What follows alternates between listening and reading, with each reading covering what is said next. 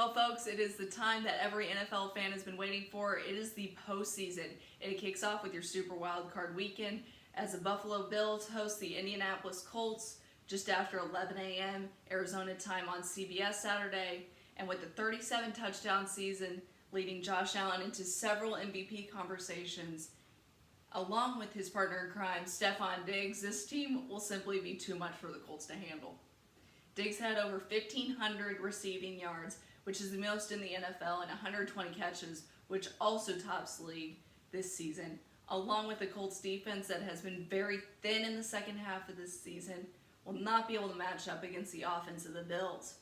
Best course of action for the Indianapolis Colts in this scenario is to utilize Jonathan Taylor and keep Josh Allen off the field, but Taylor was listed as limited in practice Wednesday, and Allen's arm will carry the Bills to the next round. Next up on Fox, the 6th-seeded Rams travel to take on the 3rd-seeded Seattle Seahawks, which have another quarterback in the MVP conversations, Russell Wilson. These two split during the regular season, both capturing the dub at home. In the game 2 weeks ago, Seattle won against the Rams team that was led by quarterback Jared Goff, who hurt his thumb during the game, and the Rams still had chances in the game with that being said. While the Rams defense always and still will give the Seattle Seahawks trouble, the Seattle defense has picked up quite a bit, and that will cause problems for the Rams no matter who head coach Sean McVay chooses to start at quarterback.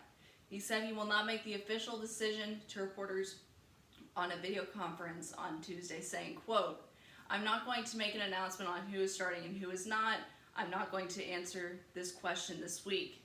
I believe Seattle will pull this off in a low-scoring game." And to finish up your Saturday, the Tampa Bay Buccaneers travel to take on the 4th-ranked Washington football team on Saturday night on NBC. Tampa Bay has an impressive offense for sure, especially the past few games, but the defense of the Washington football team will present a challenge as Tom Brady has consistently had an issue with fronts that can pressure, and the Washington defense can.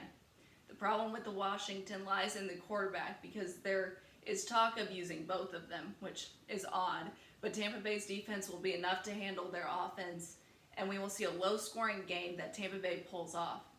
Tampa Bay head coach Bruce Arians addressed this during a video conference with the media, saying, quote, "We don't see them as a 7-9 team. We see them as a 4-1 team because every time Alex Smith has played, they have been 4-1 in a +3 turnover margin. It's a different team when Alex Smith plays." Tampa Bay will be the ones taking on Green Bay in the divisional. Next to kick off your Sunday, the Tennessee Titans will be taking on the Baltimore Ravens on ESPN or ABC just after 11 a.m. Arizona time. And I don't think there's any kind of question about the offensive technique of either of these teams, as the Ravens were the top rushing team in the league, and they will square off against Derrick Henry of the Titans, which was the NFL's leading pass rusher. Tennessee beat Baltimore earlier this year, as well as last postseason. This will come down to performances of the defenses, and this I will believe the Ravens will put away the Titans and in a string of losses to the Titans, and Lamar Jackson will have a big day to help with that. The Ravens will be taking on the Kansas City Chiefs in Arrowhead in the divisional next weekend. Next up on your Sunday schedule, the 7th-seeded Bears will travel to take on the 2nd-seeded Saints in NOLA on CBS. While the Bears' offense did seem to improve in December, it was against not as skilled or successful teams. They didn't do much against Green Bay last week, even though they are in the position that we are talking about this matchup. The Saints' tough defense will be an obstacle course for Mitchell Trubisky, but the Bears will be able to hang on with the Saints' offense due to the fact that it hasn't been incredibly explosive this season.